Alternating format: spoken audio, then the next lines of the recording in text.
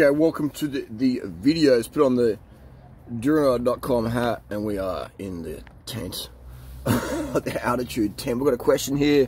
This is from Troy. This is in the Durandrider.com coaching group. If you want one-on-one coaching, you want your questions answered, you want answers to your questions, the best advice: injuries, relationships, losing weight, getting lean, maximizing your hemoglobin, deploying the best strategies hormonally, social media, incomes, like man, just anything that you think, you want to enhance in your life, I've got an answer for it, Almost anything. I can't play the piano, so you got any piano questions? I wouldn't have a freaking clue on that. But the life stuff, man, maximizing it over here. Alright, so this question is from Troy. Fantastic question.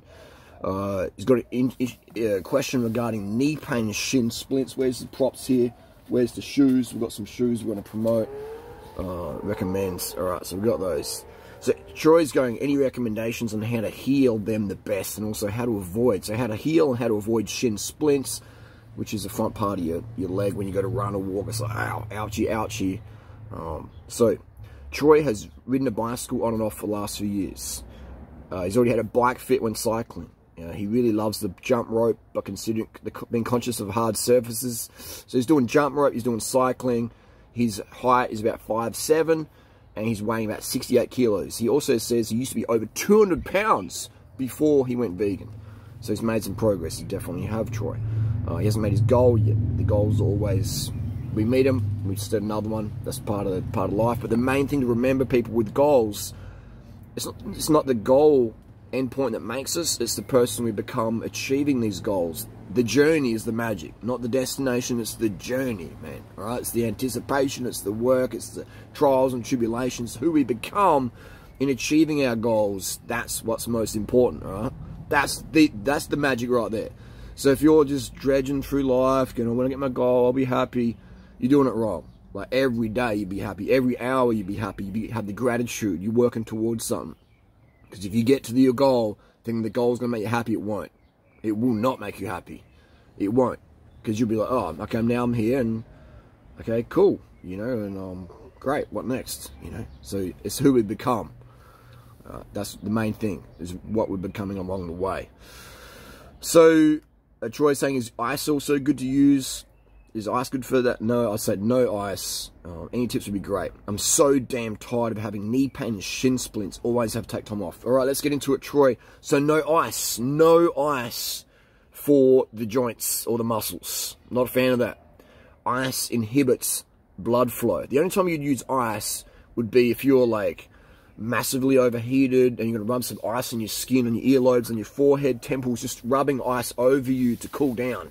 Because you're like, hyperthermic, you're just overheating. So ice can be really good, just back in the neck, just rubbing it around. That's definitely great. But putting ice on a muscle or your testicles, I'm not a fan of that at all. It's going to inhibit blood flow massively by putting the acute temperature change, just holding it on there. It's not good. It is not good, especially, in my opinion, based on my experience for injuries. I would never use ice on an injury ever again, ever. It's delaying blood in and out. All right, you want the injury to inflame up, puff up, blood going in and out, oxygen in and out, just nutrients in and out, waste products in and out, out waste products. So you want to have that inflammation. You want to have the body, do that. You want to have pain. All right, taking painkillers to go and train on pain, worst, dumbest thing ever. That's how we get stress fractures. He says people walking in moon boots. Every time I see someone in a moon boot, I say, hey, what happened? Oh, yeah, I just got a stress fracture. I'm a runner, or, did you have any pain? Yeah, I had pain. I just taken a painkiller. I just ignored it. I'll be all right. And now they're like, got a titanium rod in their shin, or have to wear a moon boot all the time. Imagine being in a moon boot for the first day, or, trying to plow your chick with wearing a moon boot. It's just, it's just inconvenient, all right? So always listen to pain. Never train with pain. Simple as that. I did a running race a few weeks ago. I got to the 2K and I was winning, man. I was going to crush it. But my muscle in my right leg and my shin was just getting such a pump. It was popping through the fascia, and I'm like, this is getting a bit sketchy. So I stopped. I'm like, done. Even though I was winning the race, just pulled out because I knew it's not worth it getting an injury and then, you know, who knows? The rest up that week, fine next week. So good thing I did that. Listen to your body. Listen to your body. Now, obviously, if it was like, you know, $100,000 in the money, you know, and you're going to maybe get an injury and have to take a few time off, then, man, it depends on the situation, obviously. But we're talking everyday people here, you know. But even then, you know, I'd rather have functioning knees than extra 100 grand, 100%. So, shin splints, the cause of shin splints, the main cause of shin splints is doing too much too soon. Troy, you're doing jump rope, so cut that. You're running, cut that. Stick with the cycling. Let your body have as much time as it needs. I'd say at least a month to 3 to 4 months off of jump rope and running. All right, just let everything just let the bone, you know, the molecules and the little things in the bone just all heal up and just chill out. All right, if it causes pain, don't train it. Cycling will be fine for shin splints, you know. So I'd recommend riding the bike.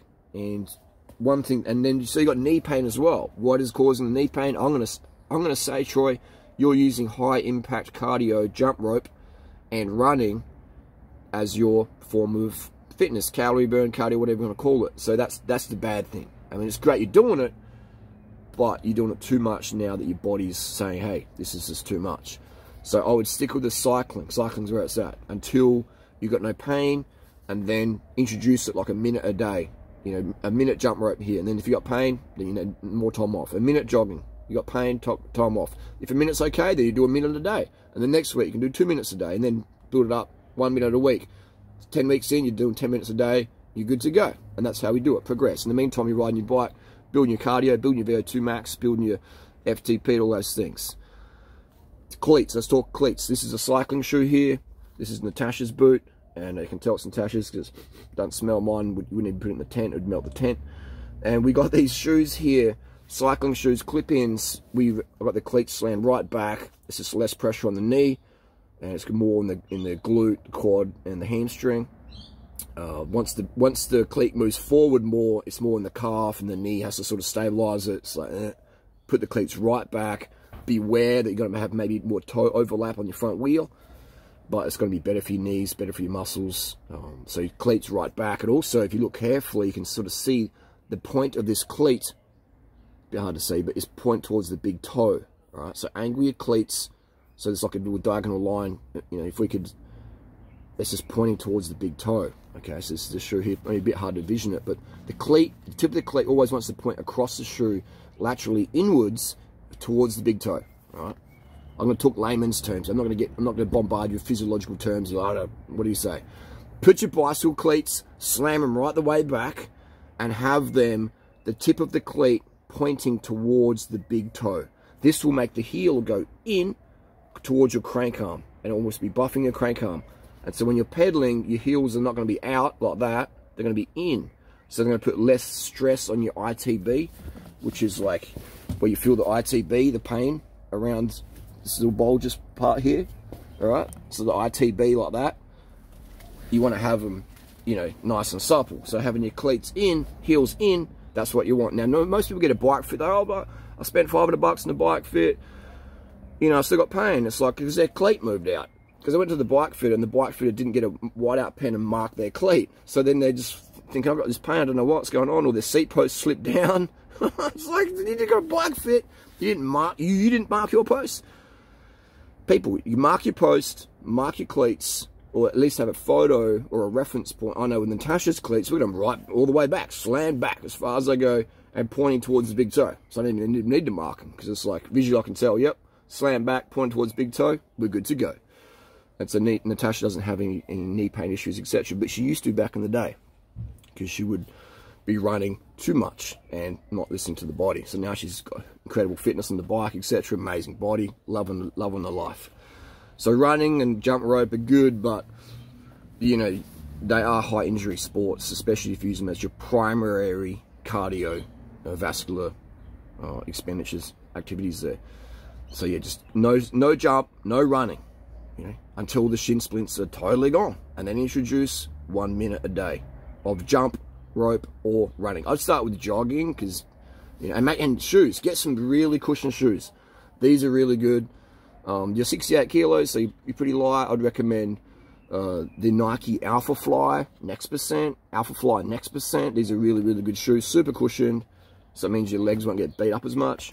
And then you got the Nike Next Percent Vaporfly. Very, very good shoes. This one's got a little bit less cushioning, but still a lot. So these are fantastic shoes for the 5K. And again, I would, you know, you haven't said how much you've ran this year. I've ran 105 kilometers. Today I'm 79.3 kg, and yesterday I ran a 17:33 at Park Run Torrens, which is a 5K course, a little running race we do every Saturday. And I finished the first place there because the elites didn't turn up. So that's the deal there is, you know, you don't need to run much, man. You know, I'm 79.3 kg, I'm 6 foot tall, 183 centimeters, and I've ran 105 Ks this year, right? And I ran 17:33 yesterday. So you don't need to do much, but what I recommend is people do quality and minimize their chance of injury, right? And then when you have quality training over the years and years and years, the fitness comes up with that. And obviously if we're, you know, modalities we're employing of like maximizing hemoglobin and glycogen partitioning, all that stuff, all the goodies, then we're good to go from there. But this is to answer your question, Troy, is no jump rope, no running until there's no pain. Oh, but no.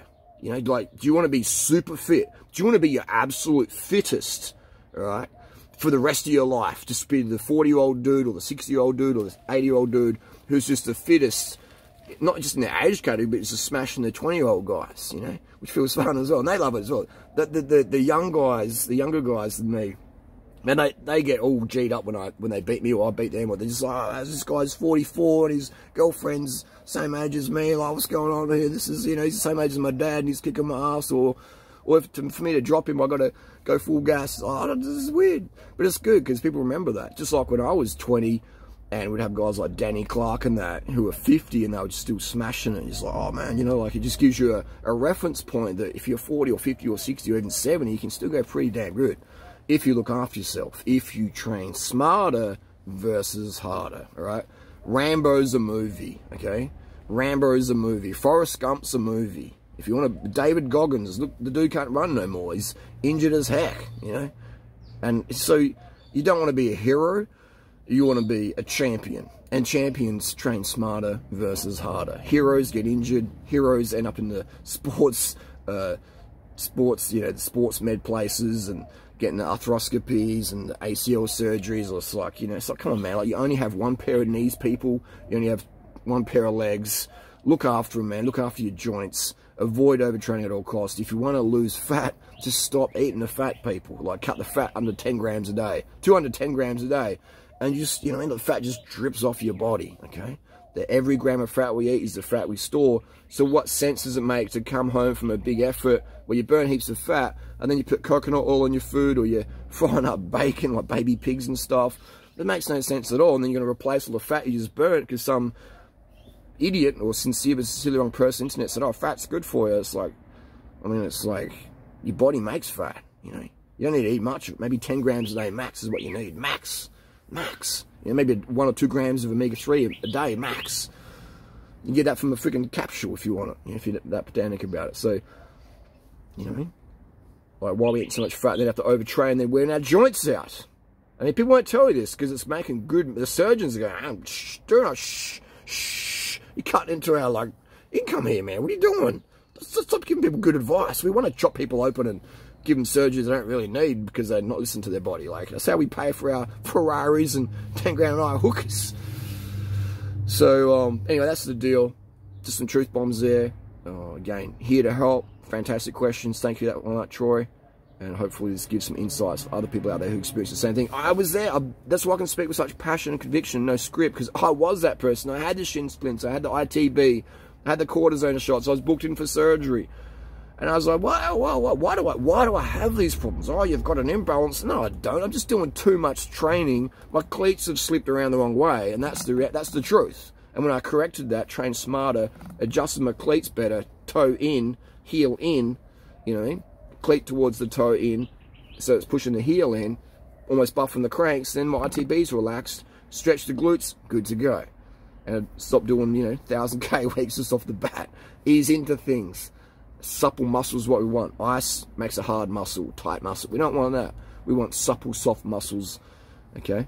That's what we want. That's the video. Thanks for watching.